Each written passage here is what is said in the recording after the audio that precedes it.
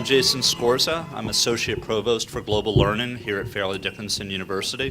I'm very pleased to welcome you to this evening's event. Our evening tonight will fall into two parts. The first will be a conversation between Ambassador Ahmad Kamal and our guest. The second part will be Q&A from the audience. People will move through the aisles with handheld microphones. So if you have a question, if you please raise your hand, keep your hand raised, and then speak directly into the microphone so your voice can be recorded for our videotape. Lastly, we have an evaluation form. It looks very much like this evaluation form. This is for everyone, for students, for faculty, for staff, for honored guests from the community. I hope that you will fill out the evaluation form, give us some good feedback or bad feedback, and hand those to my student assistants as you leave the room at the end of our program. I am incredibly excited today to introduce our guest speaker, Her Excellency Leela Hanitra Ratsifandri Hamanana, who is the permanent observer from the African Union to the United Nations. She is a unique and amazingly special person. She is a scientist, she is an engineer, she is a diplomat, and for me the most exciting thing that she is that she is a Fairleigh Dickinson University student. And someday, one of you might be up here as permanent representative to the UN from New Jersey. We can only imagine. So with no further ado, Ambassador Kamal, please. Thank you very much, Mr. Chairman. Ambassador Ratsifandri Hamanana, welcome to your own university. Thank you, Professor.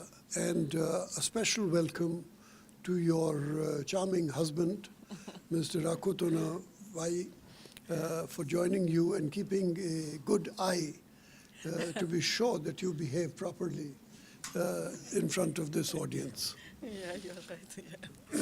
And I'm delighted to see a very large number of diplomats from the United Nations who have taken the trouble to join us this evening to hear you walk us through the complexities of Africa and the African Union.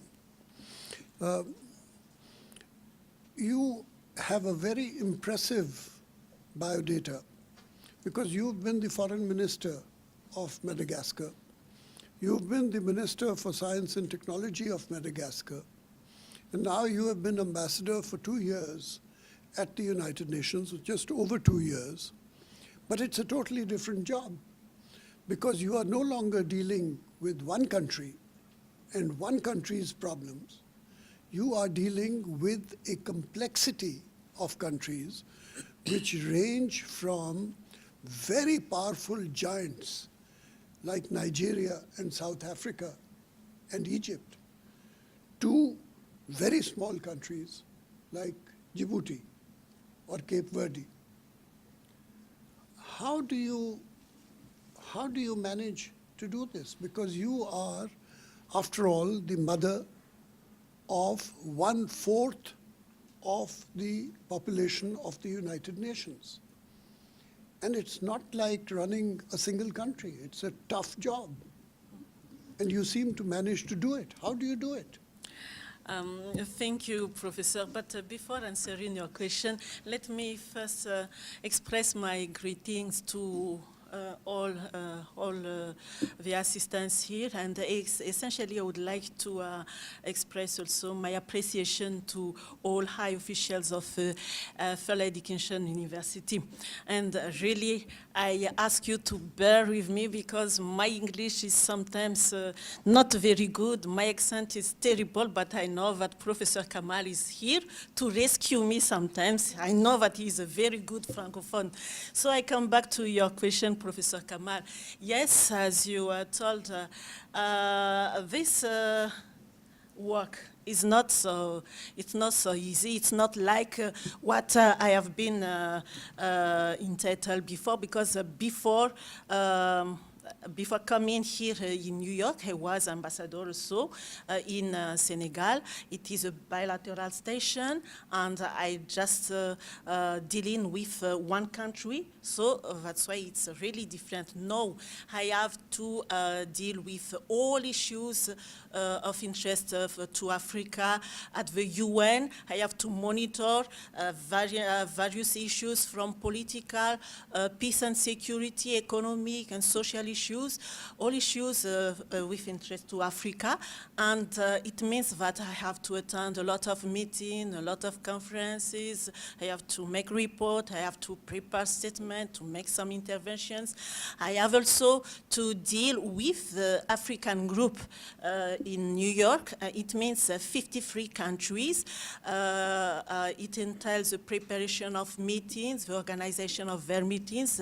I think they meet almost 5 times in a month. So we have to organize it, and then the meetings of experts, the meetings of some sub-regional groupings also.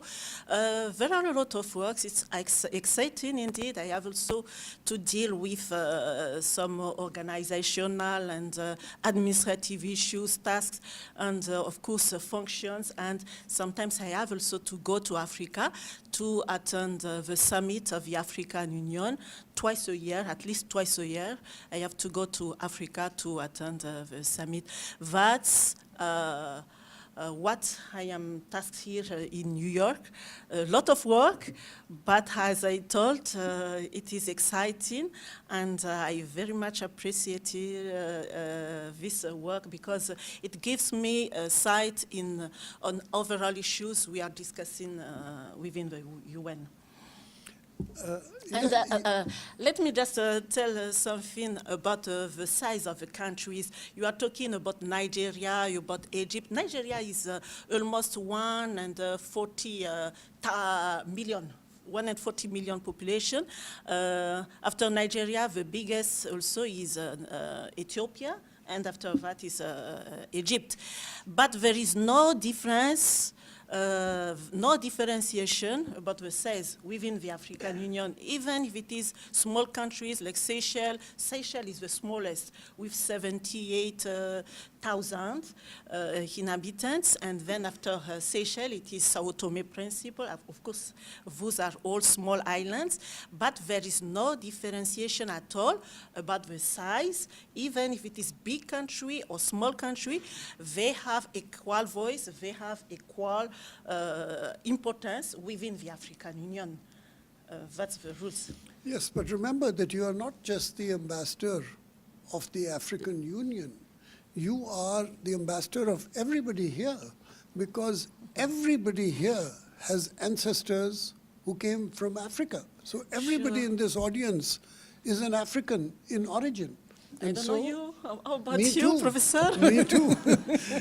And so you are our ambassador in general. But I'm so glad to be your ambassador. It's an honor for me, indeed. But as you are talking about ancestors from Africa, for sure we have established now a link between the African Union and its diaspora. It is a big program within the African Union, and even we are expected to organize a big summit, not this year, but maybe next year. But this year, we are in preparation of this big summit, which is intended to be held in one country in South America, the Diaspora Summit.